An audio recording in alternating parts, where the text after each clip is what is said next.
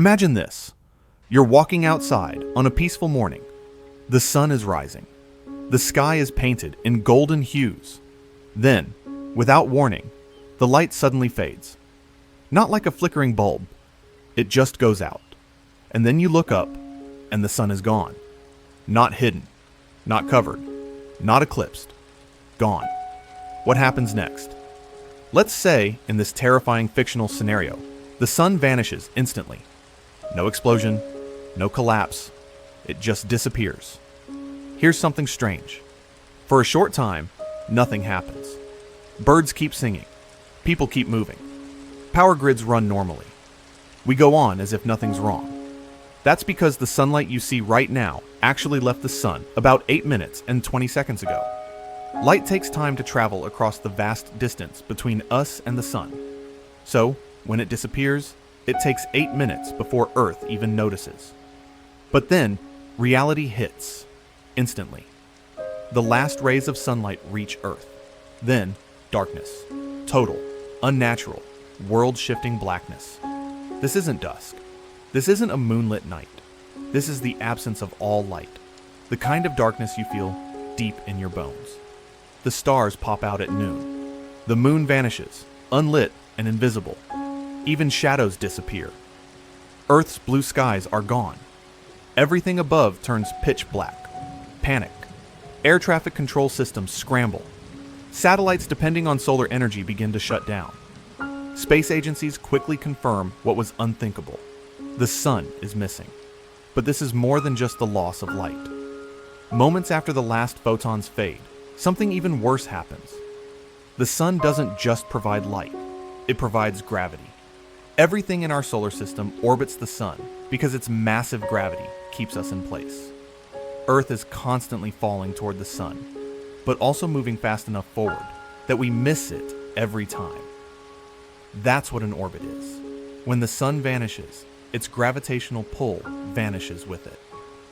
Roughly 8 minutes after the sun disappears, at the same moment the lights go out, gravity cuts off. And just like that, Earth is no longer orbiting a star. It's moving in a straight line, drifting into the cold void of interstellar space at over 100,000 kilometers per hour. So now, Earth is not only shrouded in complete darkness, it's a lost ship, moving deeper and deeper into the galaxy with every passing second. And then the temperatures start to drop, but not instantly. Earth has thermal inertia. Basically, it holds on to heat for a while. The land, oceans, and atmosphere have been storing solar energy for millennia. It takes time to cool down. In the first 24 hours, you'd notice it's chillier, maybe 5 to 10 degrees Celsius colder. You'd feel it. You'd need a coat outside, but it's not life-threatening. Not yet. But then day 2, 3, 4, it keeps dropping. The average surface temperature keeps falling. After a week, most major cities face sub-freezing temperatures. Crops begin to die. Farm animals don't survive. Tropical regions start resembling Arctic tundras. After a year, the temperatures hit minus 70 degrees Celsius, minus 100 degrees Fahrenheit. The oceans begin to freeze, at least at the surface. A thick layer of ice forms, insulating the water below. Deep ocean currents, powered by geothermal energy, keep the lower layers liquid, for now. On land, almost everything on the surface becomes uninhabitable. Plants, gone. Photosynthesis stopped the moment the sun disappeared. Insects, birds, mammals. Extinction spreads. In major cities, emergency shelters go online. The race to survive begins. The only hope lies in nuclear power and geothermal energy. Nations scramble to move people into deep underground bunkers, old subway systems, and mountain bases heated by Earth's internal warmth. Anywhere with a power supply and food storage becomes critical. Iceland, powered by geothermal energy, becomes the most valuable land on the planet. Volcanic areas with heat vents become new refuges. Inside these shelters, humans try to cling to what's left of civilization. Artificial lights flicker on. Crops grown under LEDs. Water collected through recycled systems. Days and nights become irrelevant. Time is measured by clocks, not sunlight. It's a cold world now, a dark world, and above the frozen surface, Earth drifts silently through the black void, no longer orbiting, no longer protected. Most people on the surface don't survive past the first year. Infrastructure collapses. Government breaks down. Resources run thin. The challenge isn't just warmth, it's food, energy, order. Tribes form. Conflicts break out. Underground cities face riots and shortages. But even as much of humanity vanishes, the spark of survival doesn't. Some communities adapt. Small pockets of light exist beneath the ice. Human ingenuity kicks in. Scientists begin work on long-term solutions. Could orbiting light satellites replicate the sun's energy? Could giant mirrors reflect heat back to Earth? Could nuclear-powered cities survive for decades? Even more boldly, could we abandon Earth completely? Some propose building generational ships, giant vessels powered by fusion, searching for new stars to orbit. Others imagine constructing artificial stars, a Dyson sphere powered by reactors or fusion fuel, to bring warmth back to a drifting planet. Time is now the enemy. Fossil fuels are useless without air. Solar energy is gone. Food is running out. The countdown to extinction has quietly begun.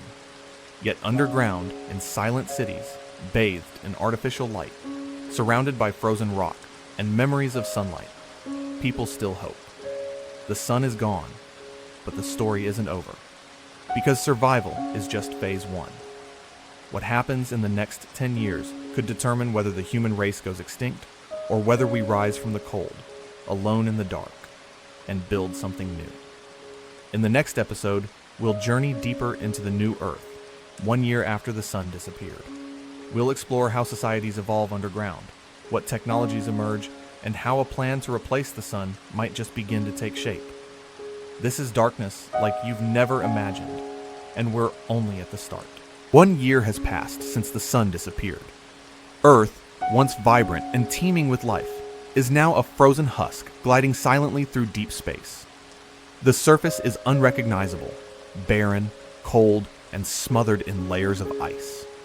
Once great cities are now tombs under the frost. But beneath it all, hidden far below the icy crust, humanity is still holding on. Not alive and well, not even close, but alive. In bunkers, deep mines, subways, and caves warmed by Earth's geothermal core, humans have built their last stands. There is no day, no night, no seasons, just endless, artificial light. Meals by machine, recycled air, narrow tunnels packed with faces that have forgotten the sun. This is life underground, a fragile ecosystem powered by nothing but human stubbornness and flickering reactor cores. These aren't cities, they're lifeboats, and the clock is ticking. Each day, the heat stored inside the Earth weakens as the crust cools. Geothermal power still flows, but it's beginning to struggle under the weight of millions now depending on it. Nuclear plants provide backup, but their fuel isn't infinite.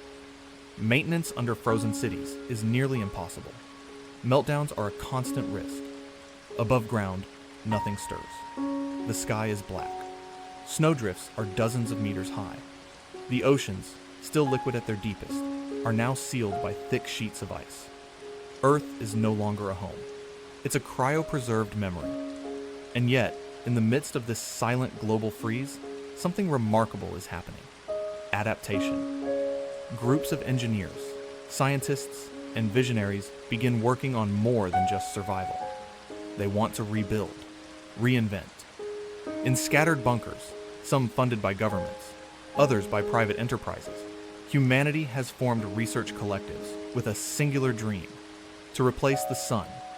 But how do you replace something that's 109 times wider than the Earth? That gives off enough energy in 1 second to power our civilization for 500,000 years? You can't rebuild the sun. But maybe, just maybe, you can fake it. In these facilities, teams are working on giant nuclear satellites, space stations armed with fusion reactors designed to beam light and heat back to Earth. They're not bright enough to light the entire planet, or warm it completely, but they could illuminate small areas, creating localized heat zones, growing hubs. safe pockets on the surface again. Their most promising innovations? Solar mirrors, massive, reflective devices launched into orbit before the total infrastructure collapse. Some of them still work. Prototypes the size of football fields that float above the Earth, reflecting what little internal heat the planet still emits back to specific regions. A literal second chance at warmth. But these are temporary fixes. The world is still drifting. Earth's trajectory is now a one-way trip into the unknown. We're headed into interstellar space, moving farther every day from where the sun used to be. We're approaching the galactic deep. Regions never explored, never mapped, never touched by human eyes. Out here, space isn't just dark, it's cold beyond comprehension. Back underground, life is becoming increasingly difficult. Food is highly rationed, grown in vertical farms under LED lights, powered by reactors and stored heat. They grow algae, insects, fungus, anything that survives in darkness. Animals, save for those already in labs or underground shelters, are gone.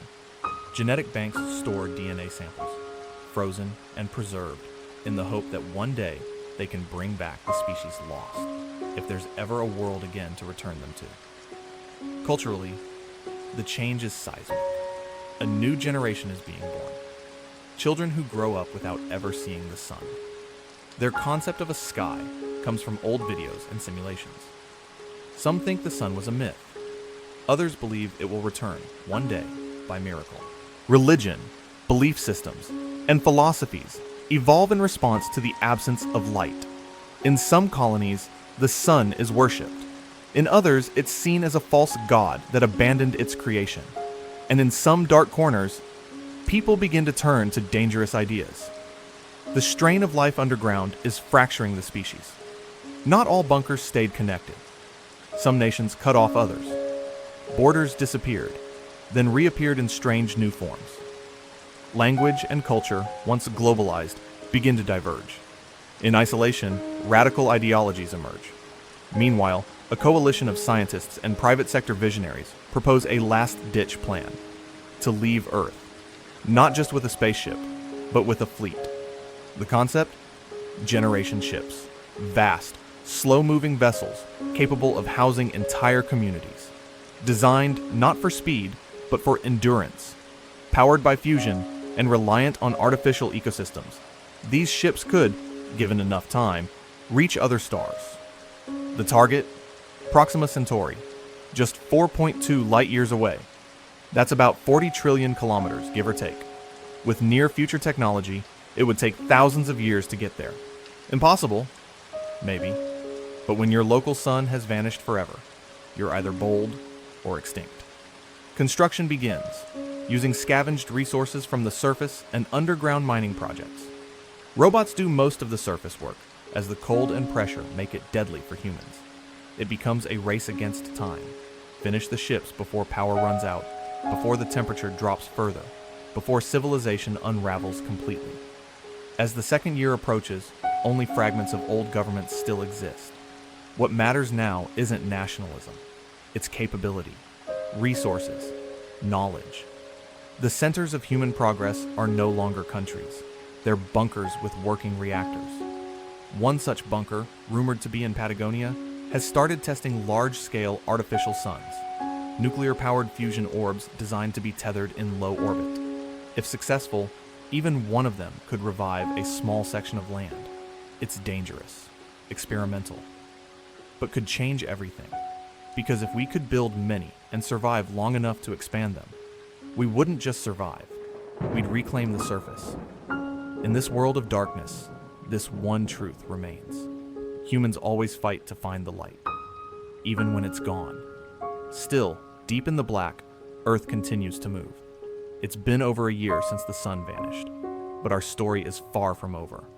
In the next episode, we'll leave Earth behind, literally. Where did the other planets go? What is happening out in deep space now that the solar system has lost its anchor? And could Earth, drifting in the dark, be in the path of something even more dangerous than the cold? We imagined losing the sun was the worst thing that could happen, but the universe has no shortage of dangers beyond our star, and Earth is now completely exposed. The sun didn't just disappear for Earth, it vanished for everything. Every planet, moon, asteroid, and tiny rock in our solar system relied on that one enormous force at the center. Its gravity structured everything. For over 4.5 billion years, it kept the cosmos, our tiny piece of it, warm, stable, and spinning in harmony. Its disappearance? It wasn't just the end of Earth's warmth. It was the collapse of order itself. Let's start with what happened the very moment the sun vanished. Not just the light, but its gravitational pull. About 8 minutes after it disappeared, every planet in the solar system simultaneously snapped out of orbit. No slow drift, no wobble. Their momentum simply carried them forward, now in straight, uninterrupted paths through the dark. The planets are no longer marbles on invisible strings. They're cannonballs, firing off into space in their own directions, at tens of thousands of kilometers per hour. Earth begins moving in a straight line, no longer anchored as you saw before. But what about our neighbors? Mercury, closest to the sun, shoots off almost instantly. It was already scorched and barren. Now it's a fast-moving rogue planet plunging rapidly into eternal darkness. Lifeless, but stable. Venus, covered in toxic clouds, now cools without the sun's radiation. Within weeks, its surface, once hot enough to melt lead, drops below freezing. The clouds of sulfur dioxide begin to condense and fall as acidic snow. The atmosphere, once thick and deadly, starts to collapse downward. Venus is turning to stone. Mars, already cold, now becomes chemically inert.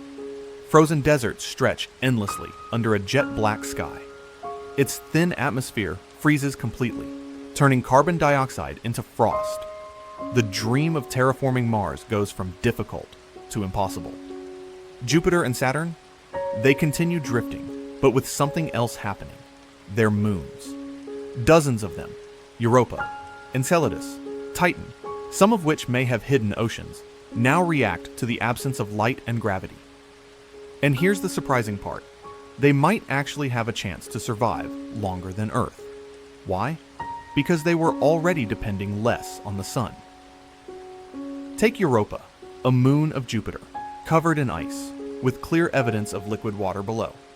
That water is kept warm not by sunlight, but by gravitational friction with Jupiter itself. Kind of like twisting a ball of clay in your hands, the center heats up. Now that Jupiter is cut loose and drifting, Europa is as well. But with less interference and cosmic noise, the internal heat of that moon could last even longer. Maybe a few biological colonies beneath the ice continue. Bacteria, archaea, even extremophiles adapted to darkness. It's a slim chance, but it's still more than most places. Titan, Saturn's massive moon, could fare better too. With its thick atmosphere of methane and nitrogen and possibly subsurface oceans of ammonia, it was already alien. Now it simply becomes even colder. But with no solar interference, its chemical reactions persist, albeit incredibly slowly. Some astrochemists speculate those reactions, over millions of years, might even lead to exotic life, not like ours. Something profoundly different. It's worth noting that as the planets decouple from the sun, their moons are now free-floating too. In most cases, they'll follow their parent planet, caught by its own gravity. But others may drift away entirely, becoming rogue moons, lost alone in space. And then, there's the asteroid belt. Billions of rocks between Mars and Jupiter. Remnants of an ancient planet that never formed. Without the sun's gravity, this belt no longer makes sense. It disperses, unraveling in every direction, like the untied strings of a cosmic net. Chunks of rock the size of mountains start traveling randomly through our planetary neighborhood. Some collide, others spin off like shrapnel across thousands of light years. Now space is filled with unpredictable debris, planets drifting, moons separating, asteroids turning into hyperspeed darts. It's a cosmic demolition. And Earth, still gliding, still freezing, but now it faces brand new threats. Foremost among them, gravitational threats. With no sun acting as a central gravitational shield, Earth is vulnerable to anything it previously orbited safely with. Black holes, rogue planets, dead stars. It might take years, decades, even centuries. But sooner or later, Earth will drift close to something powerful. Maybe through the tail of a massive gas giant expelled from another galaxy. Or perhaps it'll get too close to a neutron star. Or worse, a black hole. The odds were incredibly slim before. With the sun anchoring us, we had stability. Now, it's open season. And Earth, like every other planet, is just floating debris in a war zone of gravity. Imagine Earth getting close to a black hole. Not close enough to fall in at first, but enough to disrupt orbit. Gravity surges. Earth could be stretched, literally, by tidal forces. Meanwhile, for those few humans still alive in their shelters, a new debate begins. Now that the rest of the solar system is gone, should they leave Earth too? So far, life below ground is holding. Barely. But how long can they rely on an Earth that's no longer in an orbit? No longer warmed? No longer at all safe? The generation ships are being prepared slowly. Orbiting platforms test artificial gravity. Deep space probes are collecting signals of nearby stars. The smartest minds on Earth are asking, can we jump to a new star? If we find one, could we build new homes in orbit? Could we start civilization again? In Part 4, we'll follow these bold plans. Humanity's desperate race to the stars, near collisions with ancient cosmic relics, and a fateful call from the void. A signal that changes everything. The danger isn't over just because the sun is gone. In fact, now that we're unanchored, everything has become so much more dangerous. It's now been several decades since the sun vanished. Earth is no longer the world we knew. Its surface, buried beneath endless layers of frozen oceans, crushed under a skyless black void, is more alien than Mars ever was. Our once blue and green planet is now a ghost world, silent, drifting, and forgotten by light, but not extinguished. Deep below the ice, humans still survive.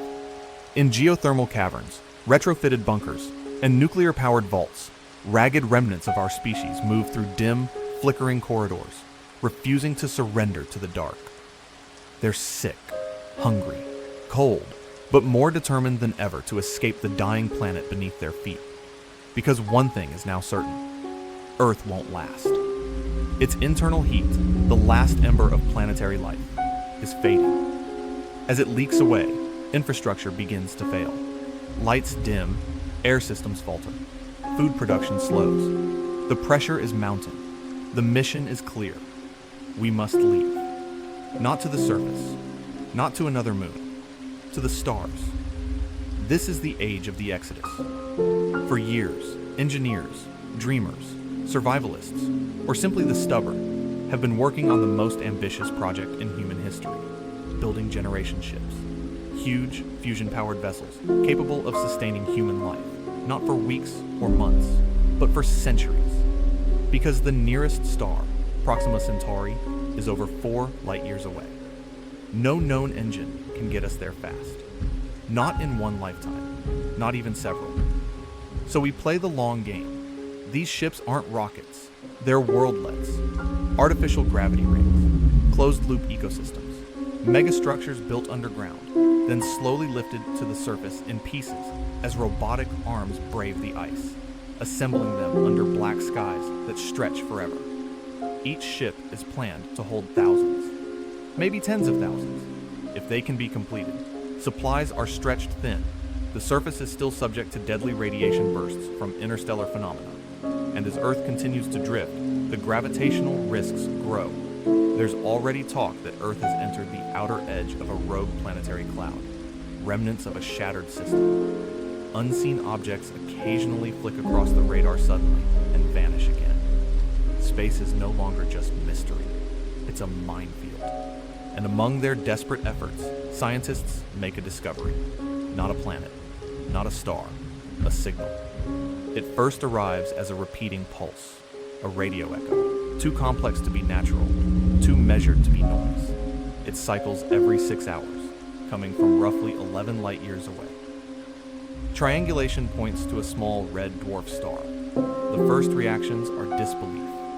Even in the darkest moments of human history, the idea that someone, or something, could be out there. Timing a message directed at nowhere seems impossible, but the signal continues, and it starts to change, modulating, shifting. Patterns emerge, patterns that respond when we send encoded replies. The unthinkable is happening. We're not alone. Now the question becomes even more urgent. Not just can we leave Earth, but should we? And where do we go?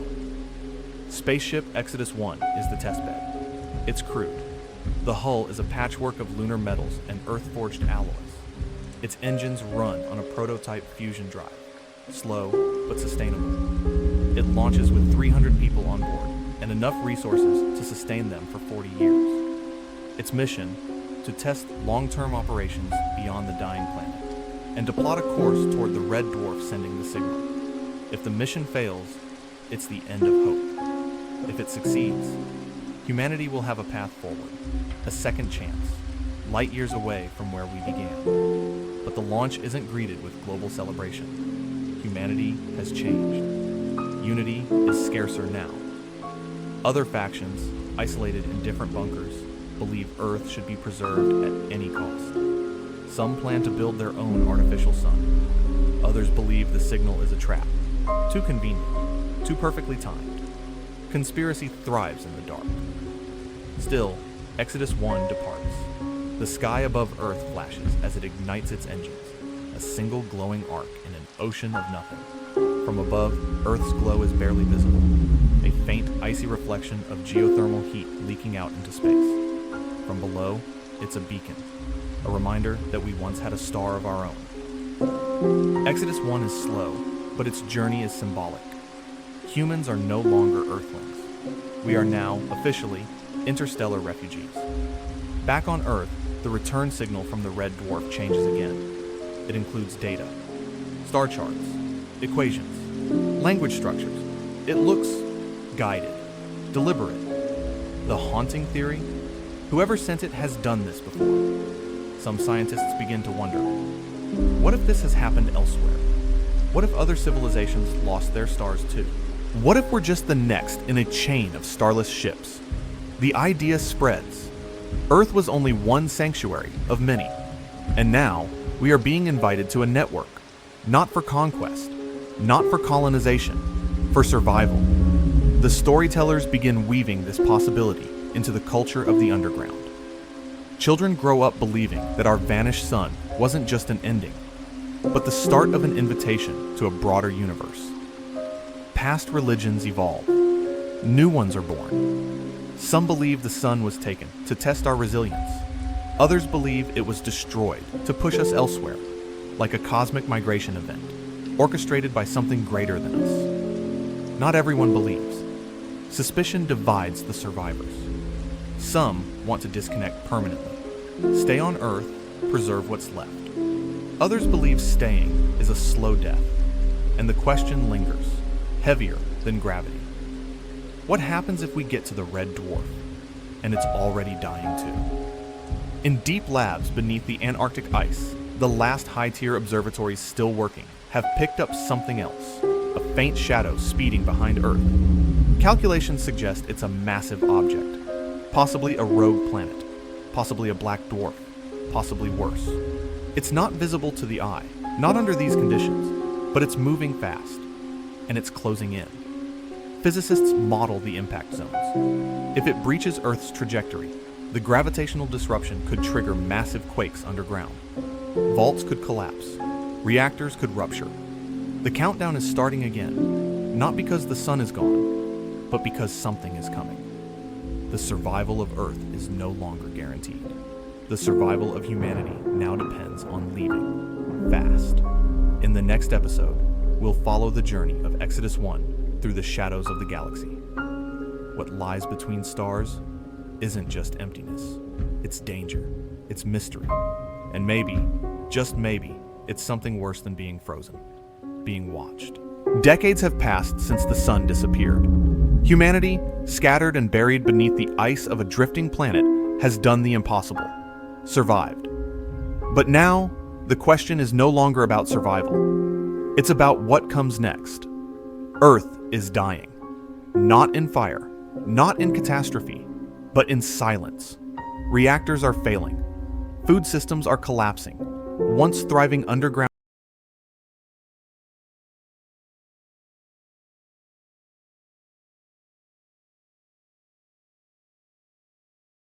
interstellar ships now floats halfway between Earth and its new target, the red dwarf star known as Gliese 1061, 11 light-years away. Behind it, Earth drifts deeper into uncharted regions of the galaxy, frostbitten, lightless, left for dead. But something miraculous happens. After nearly 30 years in space, Exodus 1 approaches a faint glow. It's not the red dwarf, it's artificial. A massive orbital structure, vast rings of metal, light, and solar collection arrays encircling a glowing core, an artificial star, a man-made or perhaps alien-made sun, fusion-powered, burning clean, sustained without natural nuclear fusion. Not as powerful as a true star, but just enough to light and warm surrounding habitats, orbital stations, even a few small terraformed moons visible nearby. Exodus 1 slows as its long-range sensors scan the structure. Communications begin. Unknown languages translate quickly. Symbols match those sent in the signal decades ago. Coordinated, deliberate. It confirms what many had hoped and feared. We were invited. The creators of this artificial sun, whoever or whatever they are, had seen the death of other stars before. Maybe it was natural. Maybe something else made stars disappear. Whatever the reason, this wasn't the first time. This sun network was their response. An interstellar coalition built not on politics, but necessity. A chain of species, civilizations, and survivors who had all lost the centers of their systems and learned to replace them. Artificial suns contained stars, fusion cores the size of continents, each one precisely controlled, stable, and maintained by an alliance of minds far older and possibly much wiser than our own. The message to Earth was simple. Whoever joins, contributes, learns, shares, builds, rebuilds. Humanity has arrived late to this alliance, but welcome all the same. Exodus 1 is granted orbit. Crew members disembark into arc stations powered by the new sun's light. They feel, for the first time in their lives, warmth on their skin. Simulated sunlight, artificial gravity, calm air, a blue sky projected by optical illusion, and everyone cries. Because even if it's not the real sun, something inside still recognizes it. Meanwhile, back on Earth, this contact changes everything. Blueprints for the artificial sun are transmitted back. Engineers from the remaining bunkers begin a frantic construction process. Launch remaining resources to orbit, begin building microfusion collectors, and assemble a containment structure that, over time, could replicate artificial solar conditions. But Earth's resources are so low, time, materials, energy, they realize quickly. They can only build one, a small one, just enough to light one region, one city, a new dawn for a fraction of humanity. And so, the world decides. A vote, global, virtual, broadcast across all remaining shelters. Where will the new sun shine? Some argue for Africa, where geothermal activity is strongest. Others push for South America, where fusion material is stockpiled. Others suggest building it in orbit, beaming energy down to all survivors. But every solution comes with sacrifice. In the end, the light is built in Earth's orbit, small, weak under cosmic standards, but powerful enough to warm the surface below. After 53 years of darkness, the first humans walk back onto Earth's surface. They don't suffocate. Their suits don't crack. They walk slowly, cautiously, but they stand upright in shallow snow beneath real warmth for the first time in decades. The Earth is no longer completely lost. It has changed, but it breathes again. The artificial sun burns steadily, whispering hope over the frozen terrain. Flora, stored for years in seed vaults, begins to return in small, climate-controlled domes. Animals cloned from genetic archives take their first trembling steps. Civilization, like a tiny green sprout in cracked cement, pushes upward again. But this rebirth, this light, comes with hard truth. The real sun is never coming back. The solar system as we knew it is gone. Planets have scattered. Moons are out of orbit. Nothing is where it once was. We are no longer members of a system. We're rogues, wanderers, but we are not alone. Exodus 1, and now, dozens of ships that follow form caravans to new systems, joining the constellation of rebuilt civilizations orbiting artificial suns. Through shared technology, humanity learns how stars are born, and how they may also be killed. Theories arise. Had our sun died naturally? Or was it removed? Some speculate that an ancient force, cosmic or intelligent, removes suns on purpose, to accelerate evolution, to disrupt stagnation, or perhaps just to harvest energy we can't imagine. It's never proven, but humanity never waits around to find out again. We evolve, we innovate faster, we become solar architects, designers of light. By the next century, a network of Earth-made artificial stars forms. They hover in Titan's orbit, between asteroids, in abandoned planetary systems where other suns have died, each with colonies bathed in borrowed light, burning not from nature, but from invention. We no longer depend on stars. We create them. And in doing so, humanity changes forever. Not just biologically, philosophically. The sun, once our God, became our grave. And then became ours to build. We are no longer creatures bound to one bright dot in the sky. We are now the carriers of light, the smiths of flame. We crossed extinction itself and came out the other side, not by flag, or faith, or fear, but by sheer will. The sun disappeared, and we became it.